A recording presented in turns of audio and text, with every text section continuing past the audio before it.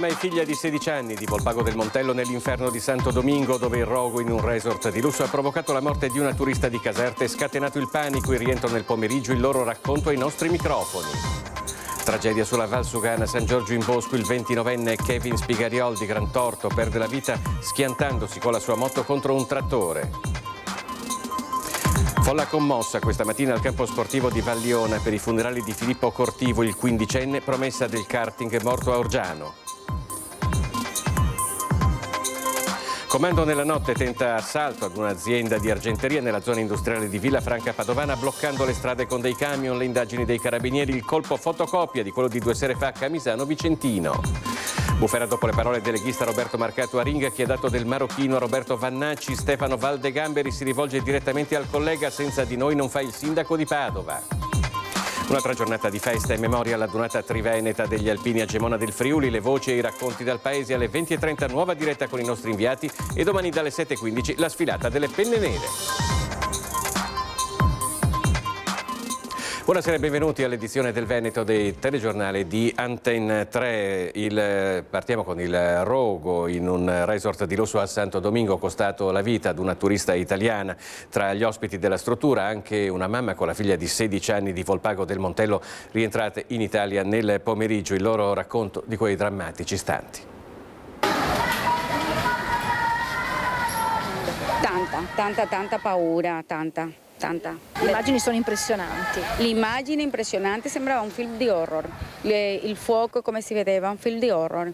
Aide Cervantes, 49 anni, originaria dell'Ecuador, racconta così l'inferno vissuto nel resort di Santo Domingo, divorato da un vasto incendio. Per lei, in vacanza con la cugina, la figlia Isabella di 16 anni e una sua amica, doveva essere l'ultimo giorno nella struttura prima del rientro a Volpago del Montello, dove vivono.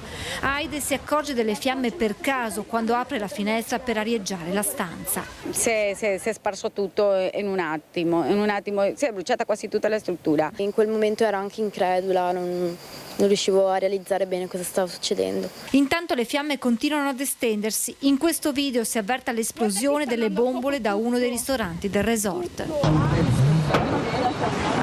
Intorno a loro turisti e famiglie in fuga, confusione e paura. Un'animatrice ci ha gridato: ragazze, uscite, lasciate tutto lì, uscite, venite verso il mare.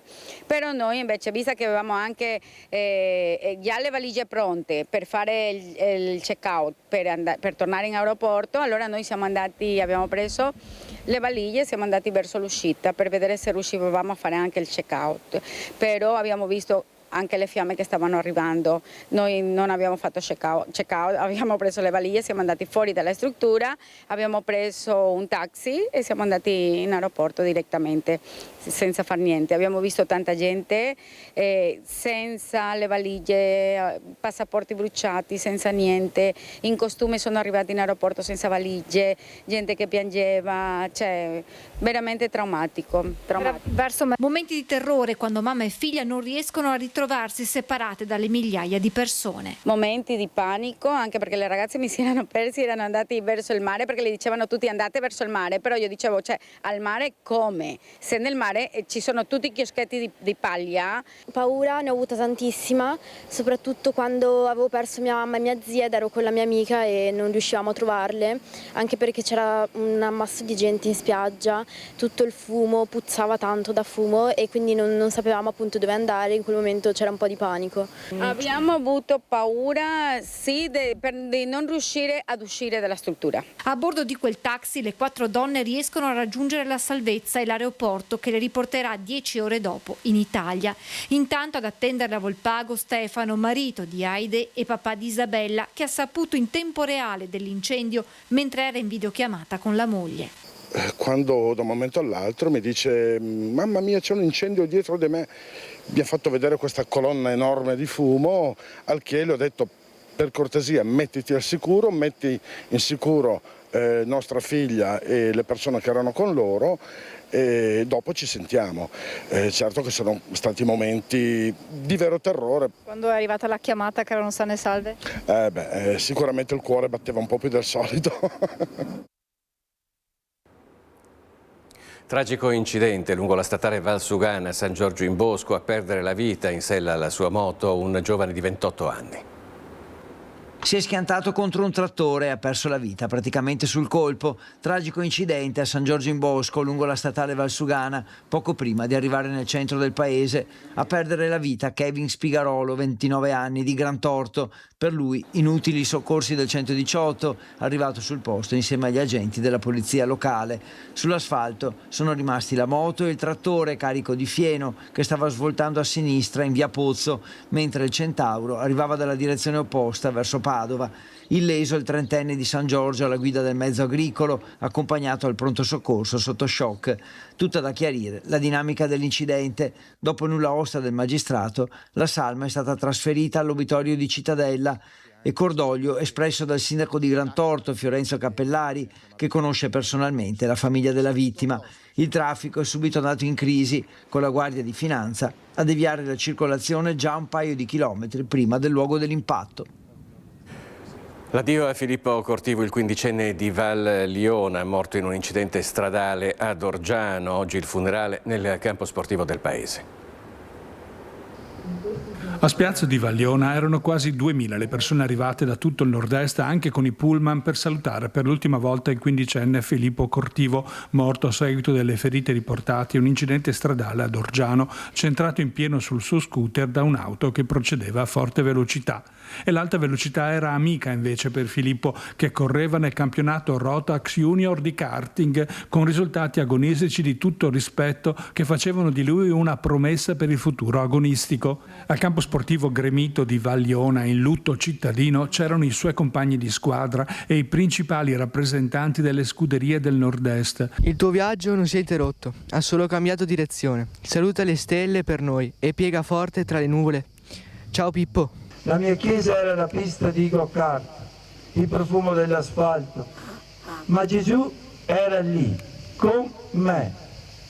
Era un pezzo del mio team. Questa morte ha sconvolto una comunità intera, non solo per l'età di Filippo, ma anche per le modalità e per come è accaduta proprio nei primi giorni di vacanza. Ora corri su strade senza curve e senza fine. Mi mancherai Pippo. Buon viaggio campione.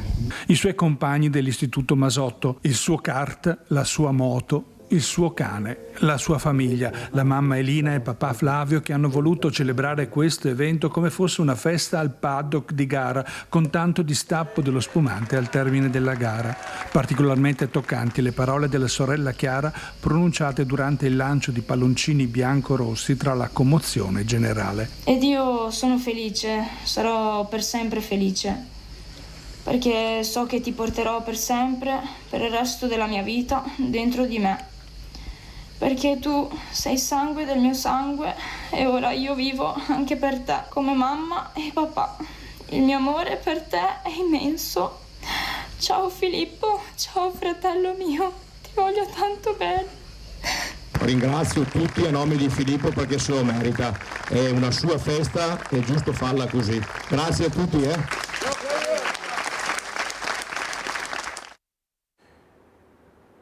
Nella notte un commando ha tentato un assalto ad un'azienda di argenteria nella zona industriale di Villafranca Padovana, bloccando le strade con dei camion, un colpo che ricorda quello avvenuto 2 sere fa a Camisano Vicentino.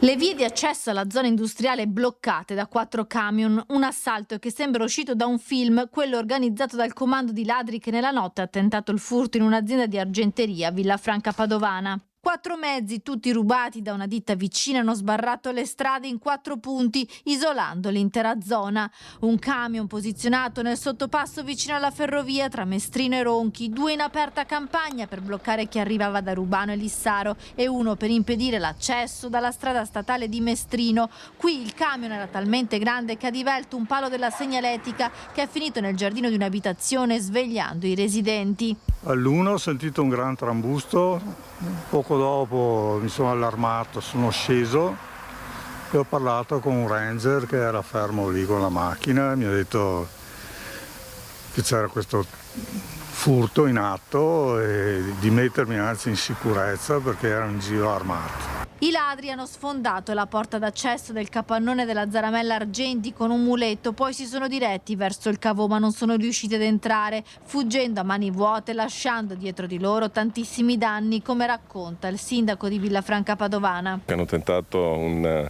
furto all'interno di un'azienda di argenteria e hanno fatto un po' il disastro, nel senso che hanno bloccato tutte le vie di accesso e di fuga, hanno fatto il disastro all'interno dell'azienda. Il bottino non ce n'è, nel senso che non sono riuscito a portare via assolutamente nulla, hanno fatto sicuramente un sacco di danni e quello che si può desumere, insomma, da un inesperto come lo sono io è che sicuramente questa è una banda organizzata, quindi sono professionisti. Un comando specializzato e preparato che conosceva bene la zona, hanno studiato orari, si sono coperti il volto per eludere le telecamere di sorveglianza pubbliche e private delle tante aziende e soprattutto visti i punti dove hanno sbarrato la strada. I carabinieri di Limena e Padova hanno lavorato a lungo per i rilievi e hanno rimosso i camion liberando già in mattinata le strade. L'assalto alla ditta di argenteria di Villafranca presenta molte analogie con quello avvenuto 2 notti fa poco lontano a Camisano nel Vicentino, dove è stata presa di mira un'azienda di lavorazione dei metalli. Anche qui i ladri hanno sbarrato le strade con i mezzi pesanti. Il caldo record di questi giorni e l'assenza d'acqua stanno mettendo in difficoltà l'agricoltura. L'estate 2026 si presenta già molto simile a quella del 2022. Questione di ore e anche l'estate con il solstizio sarà ufficialmente iniziata. Nella sostanza però già il mese di maggio aveva dato un assaggio con temperature verso i 30 gradi. Ancor di più questa seconda metà di giugno sta mettendo a dura prova la resistenza di piante e animali, uomini compresi. Se per noi l'indicazione è di bere almeno 2 litri d'acqua al giorno, ben diversa è l'esigenza delle mucche da latte. Gli animali, soprattutto quelli in lattazione, arrivano a bere anche fino a 80-100 litri l'uno. Ovviamente il caldo fa sete e giustamente loro devono reidratarsi e cercare di abbassare la temperatura corporea. Si cerca di dare tutti i comfort possibili, chi usa le doccette, noi abbiamo i ventilatori che adesso stanno girando a rotta di collo per cercare di tenerle il più fresco possibile. Diciamo dai che tutto sommato stanno quasi meglio loro di noi, nel senso almeno loro sono tranquille con l'aria al fresco, noi siamo qui a accudirle e soprattutto chi lavora anche in azienda patisce un po' di più. Lo spettro del 2022 e della sua siccità si sta già facendo avanti. Le alte temperature hanno fatto accelerare la stagione agricola. La gestione del rilascio dell'acqua non va più vista con dei calendari fissi, ma va seguita un po' anche quella che è lo stato vegetativo della pianta. Adattarsi dunque la parola d'ordine, prendendo decisioni di lungo periodo. Purtroppo dei segnali li avevamo già avuti in fine inverno, inizio primavera, quando purtroppo non ha nevicato e quindi un po' tutti i corsi d'acqua e i fiumi del Veneto sono in carenza idrica.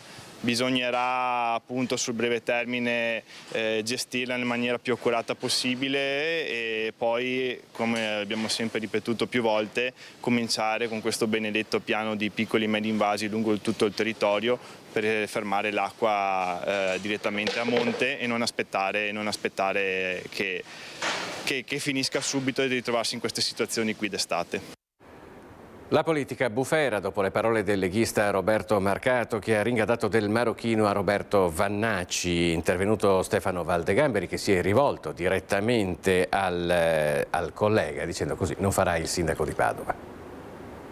Caro Roberto Marcato, mi dà l'impressione che tu non voglia fare il sindaco di Padova, continuando a attaccare ogni giorno il generale e diridendo anche Futuro Nazionale. Già la partita padovana è difficile per il centrodestra, ma senza di noi sarà impossibile. È tutt'altro che ambiguo il messaggio che il vannacciano Stefano Valdegamberi invia al leghista Roberto Bulldog Marcato, uno che Vannacci lo ha sempre visto come fumo negli occhi, anche quando era vice segretario del Carroccio. L'ultima stoccata in ordine di tempo a ring con il leghista che ha ironizzato sull'aspetto del generale, collegandolo alla sua attitudine sovranista. Vannacci parla un marocchino, ragazzi, cioè, se ne facciamo una questione fisica, lui parla un marocchino, adesso, con tutto il rispetto, ma se Legonu non rappresenta l'Italia, lui che parla un marocchino rappresenta l'Italia, no? Capito? La battuta non fa ridere però i luogotenenti del generale che a quanto pare non vuole incidere solo sulle politiche 2027 ma anche sulle tornate amministrative. Padova è tra le città al voto e il nome di Marcato è sul tavolo del centrodestra.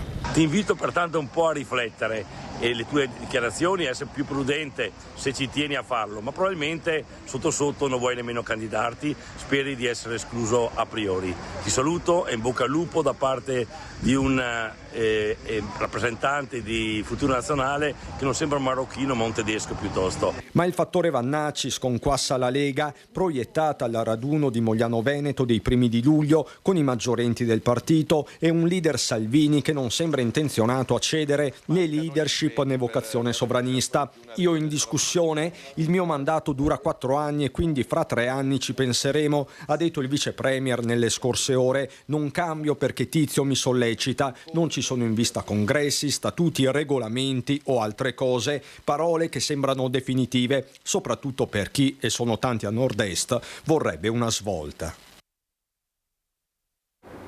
E ora andiamo a Gemona per la seconda giornata della Dunata Triveneta degli Alpini. Ripercorriamo questa seconda giornata con le voci e le immagini che ci sono arrivate dai nostri inviati.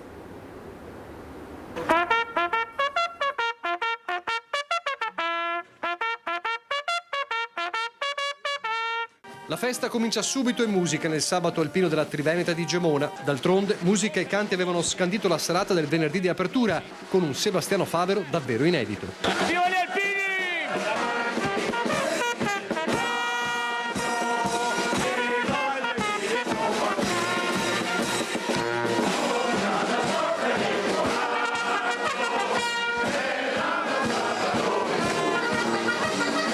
Dai canti all'ufficialità per il numero 1 nazionale delle penne nere, perché nel sabato alpino la festa si intreccia con l'omaggio della memoria. Oggi si comincia come prevediamo e come prevede il nostro cerimoniale con l'alzabandiera, con l'onore ai caduti, e questo è il momento importante del ricordo della memoria.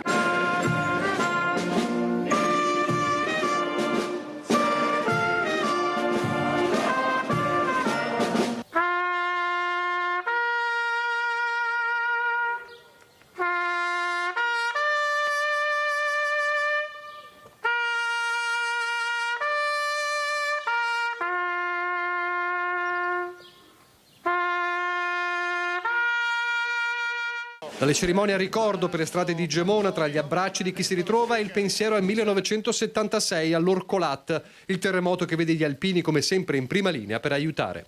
Tirare sempre fuori gente o morta o anche ferita non era bello, però diciamo che l'età, sei giovane, sei spensierato, sei tutte quelle cose lì. E dopo le scosse erano 20-30 al giorno, era una roba, e dover lavorare sotto le macerie, nelle cantine, perché dopo qualcuno ci chiedeva anche di andare a tirare fuori o qualche bestia, qualche mucca che era nella stalla, non era semplice. È memoria anche uno dei simboli alpini, il mulo. Assenti a Genova per problemi burocratici, eccoli i 6 animali delle salmerie di Vittorio Veneto, un simbolo da mantenere, e per questo le penne nere hanno bisogno di tutti. Ne approfitto per lanciare un messaggio, perché se c'è qualcuno che ha piacere, che ha desiderio venire a darci una mano, noi siamo sempre pronti ad accogliere, perché ci servono persone, perché servono persone per accudirli, servono persone per accompagnarli, serve persone per sistemare le recinzioni, serve proprio tanto personale per questa attività qua. Appello anche ai giovani perché continuino a frequentare i campi scuola alpini. I giovani secondo me dovrebbero avvicinarsi anche a queste iniziative, che sono iniziative positive, iniziative che portano poi ad avere dei valori, ad avere degli obiettivi. Niente, l'invito è: venite con noi. Oh, valore alpin, difendi sempre la frontiera e la sul confine, che è sempre alta la bandiera. E nel paese in festa capita anche che una giovane coppia di Gemona scelga di sposarsi proprio durante la Dunata. Ha deciso di sposarsi il giorno in cui ci sono qua gli alpini, perché? Sì, per la festa, per festeggiare insieme a voi. Non è stato tanto comodo da parte anche del sindaco, No. perché oggi ci sono vari impegni, però questa era una bella data, abbiamo deciso. Quindi proprio avete deciso puntualmente in mezzo agli alpini. Ma poi cosa fate? Li invitate tutti a nozze questi qua? Non ce n'è abbastanza a casa per tutti.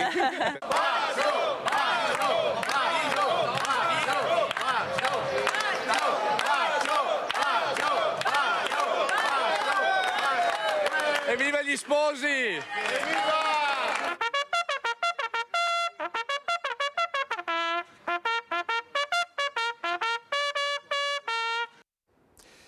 Allora, auguri agli sposi, continua quindi la festa degli alpini a Gemona che vi stiamo raccontando passo dopo passo con le nostre dirette, con Omar Costantini e con Lucio Zanato che vedo nuovamente pronto a raccogliere la linea dal Friuli. Lucio, oggi ci sarà una nuova diretta alle 20:30 e soprattutto domani lo sfilamento sarà seguito dalla nostra emittente a partire dalle 7:15 con una lunga diretta che vi farà seguire, come abbiamo fatto finora in questi giorni, tutto ciò che sta accadendo a Gemona. Lucio. Del raduno del terzo raggruppamento. Allora intanto con Simone Merlo che ha dato il cambio del lungo pomeriggio del nostro Tommaso Mingot, vi faccio vedere intanto un po' di alpini che stanno naturalmente festeggiando e sono pronti per domani per poter poi, come dire, riuscire a sfilare insieme. Poi sempre Simone Merlo vi fa vedere una AR59 d'epoca, attenzione, devo dire niente male, addirittura con tutti i suoi simboli e le cose, una bellissima ristrutturazione, addirittura col telotenda sopra, devo dire non è da tutti. Allora, cosa abbiamo raccontato fino ad oggi? Abbiamo raccontato naturalmente tutte le parti solenni, dall'alzabandiera di questa mattina alla commemorazione, il ricordo di Franco Bertagnolli, presidente nazionale ANA, che qui volle tutti gli alpini dell'Associazione Nazionale con 31 sezioni, 1500 penne nere che lavorarono nei giorni subito dopo il terremoto a dare una mano a sgomberare e a dare dignità e soprattutto futuro a queste popolazioni. E poi naturalmente abbiamo raccontato tutta l'alpinità che è fatta di persone così, che è fatta di mezzi così, che è fatta della spontaneità. E io mi sono fermato qui e poi ti ridò la linea perché poi la riprenderemo per i telegiornali di Treviso. Intanto no, fermo qua, stia agli ordini. Beh, vieni qua Simone, vieni qua perché abbiamo quelli di Bassano, mi pare il gruppo San Zeno, eccoli qua, che sono già al rancio serale perché giustamente intorno alle 6 bisogna no merenda, alle 6 c'era lo spazio, anzi c'era la mensa che dava il rancio serale perché poi c'era la libera uscita, giusto? E si mangiava di solito tocco e formaggio, eccolo là, sì, ma manco questo già era cotto, quello che ti arrivava già, giusto? E i tocchi di pizza alti così, ve li ricordate? Bravi, vedi? Ecco qua. Scappare adesso, No, ma adesso bon. E poi abbiamo invece qui, vedete, gente di Treviso, gente di Verona, quindi alpini tutti accomunati da questo cappello. E io voglio chiudere questo collegamento con, visto che siamo... Fernando Santucci. Santucci Fernando. Esatto, cosa ci suona? Quello che vuoi. No. Allora, la ritirata. Facciamo la ritirata. Attenzione alla ritirata e poi linea allo studio.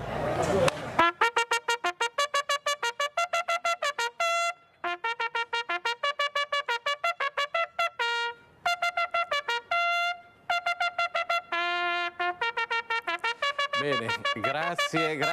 Su queste note noi chiudiamo il telegiornale. Vi ricordo ancora una volta che seguiremo a partire dalle 20:30 anche la serata di questa seconda giornata della Dunata Triveneta degli Alpini. Grazie per averci seguito e buon proseguimento di serata.